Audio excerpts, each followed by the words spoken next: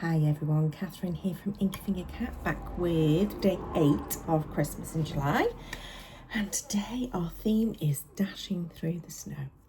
So, it's warm. It's not as warm as it has been, so that's the positive news. I do not feel like I'm dying or melting. That's great news. Dashing through the snow, however, does still seem like it's a mad thing to do. But that's the mad thing of Christmas in July. We are enjoying heat waves whilst crafting cold things. So for those that don't know, Christmas in July, I do a festive project every day throughout July with a video. It's quite a big piece of work to do, but I really enjoy it. I do really enjoy it. I'll whinge, no doubt, every time I do a video, but I do really enjoy it.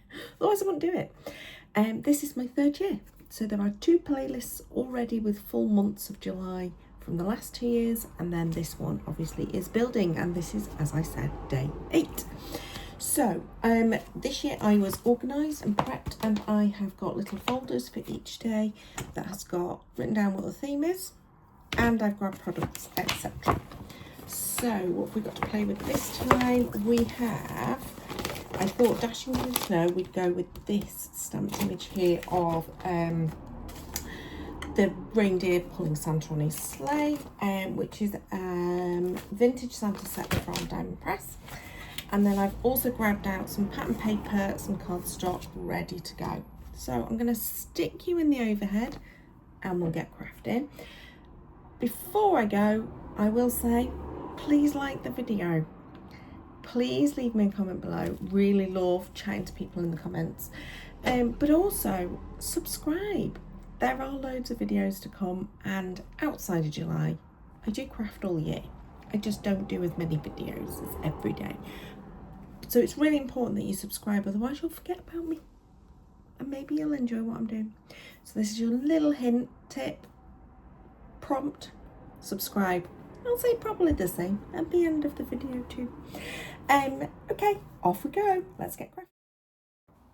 Okay, so I decided that this would be a good card to sort of talk about bulk making. I am not a fan of making the same card multiple times. It's just not my thing. I like to make each one individual. So even when I'm sort of following along with doing the same product or like the same stamp or the same papers or whatever, I try to make things look different. But it doesn't mean you can't still follow the same principles of bulk making.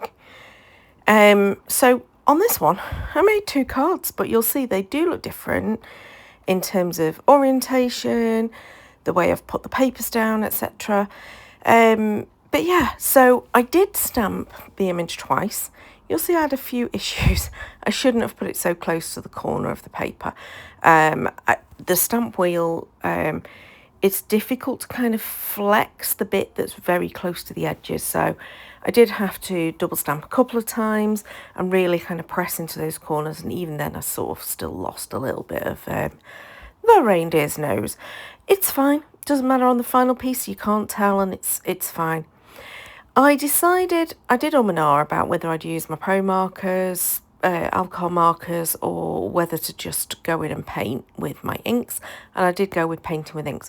The reason being, this is kind of like a vintagey looking, I mean it's called a vintage Santa, that's the stamp set, but it is a vintage looking Santa, and it's a bit sketchy in the way that the line art's been done. So I thought it did lend itself to painting rather than to slightly more precise colouring. I say precise colouring. I'm not brilliant at precise colouring anyway. It's just not my strong suit. I'm a bit messy, hence my name of Inky Fingered Cat. So I did go in with my inks, and I just chose the 3 colours. I've got a baked brown sugar, which is a lovely brown. I've got real red, and I've got mossy meadow. And I chose real red and mossy meadow because that's the colour that I'm working with in terms of the cardstock and the papers. They're the 2 colours that are in those. And I coloured both of the stamped images.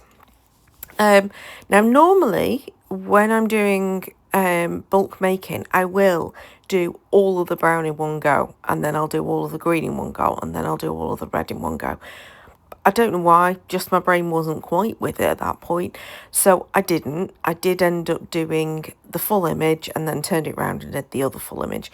And actually, because of the fact that I'd got images upside down, because I'd just turned the paper around 180 degrees in the stamp positioner, I didn't really feel like I could colour it in. I don't know if that makes sense, but by turning, you have to turn the paper, because otherwise I can't work out where shadows are if I'm trying to do it upside down, if that makes sense.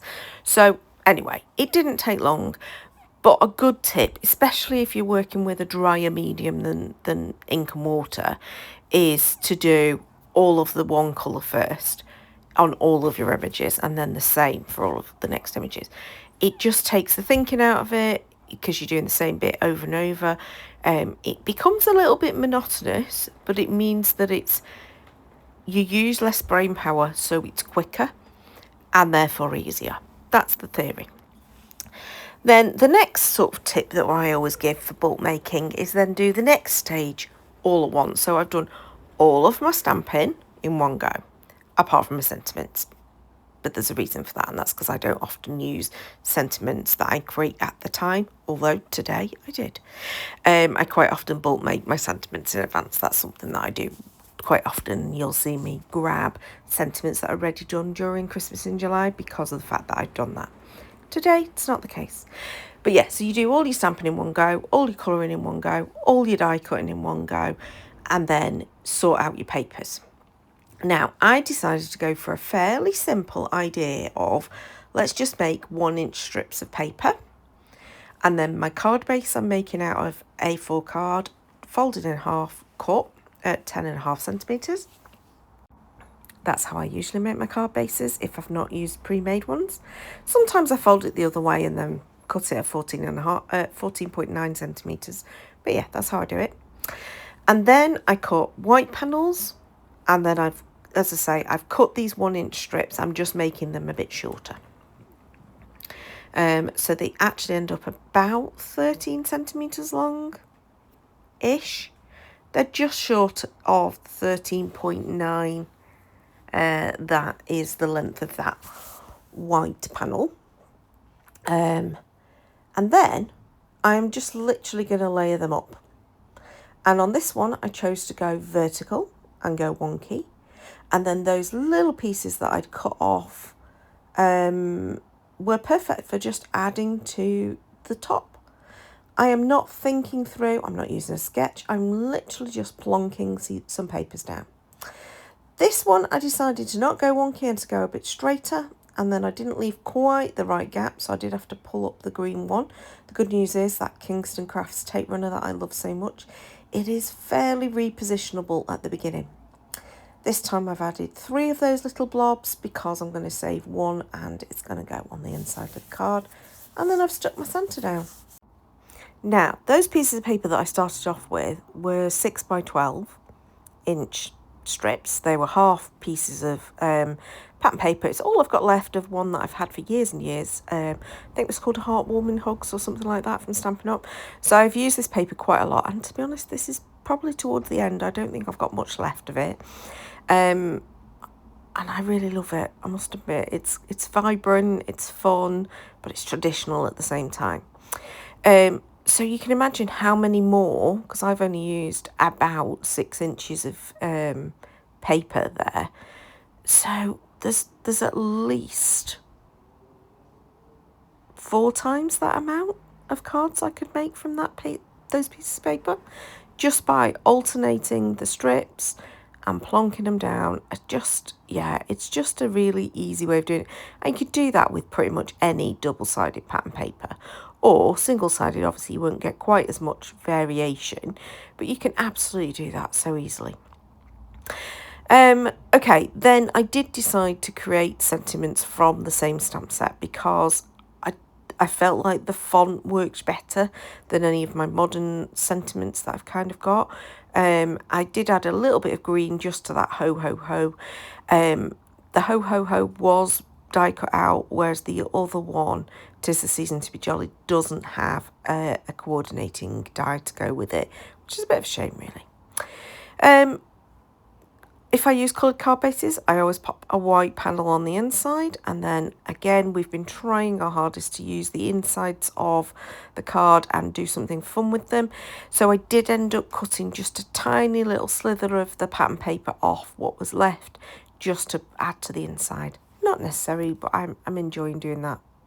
So I hope you've picked up some like little tips there on how to bulk make. Obviously, I've ended up with 2 cards today. I don't always do that for Christmas in July. I usually try and stick to just the one. Otherwise, I end up with too many cards at the end of the year. I hope you've enjoyed that. Please do give me a thumbs up if you did. Leave me a comment below whether you bulk make or whether you're like me and you like to change it up. But I'd love to hear what you're doing with your cards. Are you making lots of the same type, or are you going to change it up and do loads and loads of different ones? Please subscribe to see future videos, because there will be loads of different inspirations coming. I use all different styles. Thanks so much for watching. Bye bye.